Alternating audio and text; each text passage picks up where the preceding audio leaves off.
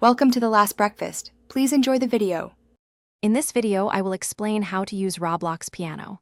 First, you'll want to find a game that features a playable piano. Once inside, locate the instrument and interact with it. You'll see a virtual keyboard appear, often mapped to your computer's keys. Take a moment to familiarize yourself with the layout. Many games allow you to customize key bindings and sound options, so check the settings menu for a truly personalized musical journey. Now, let's dive into playing. Typically, the middle row of your keyboard, like a through L, will correspond to the white keys of the piano.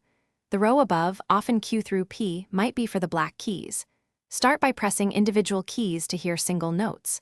Once comfortable, try playing simple melodies. To form chords, press 2 or 3 keys simultaneously. Experiment with different combinations to discover harmonious sounds and expand your musical vocabulary. Ready to elevate your playing? Many Roblox pianos include advanced features. Look for a sustain pedal option, often mapped to a key like Shift or Spacebar, which allows notes to ring out longer for a richer sound.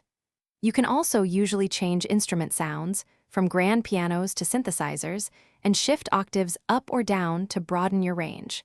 Some games even offer recording functionality, letting you capture and replay your musical creations for practice or sharing.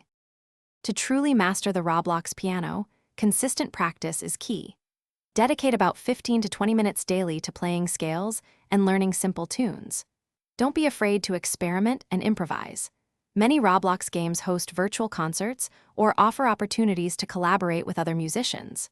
Sharing your original compositions or covers with the community can be incredibly rewarding and help you connect with fellow music enthusiasts. Keep playing and have fun. Thanks for watching. If this was helpful, leave a like and consider subscribing. See you next time.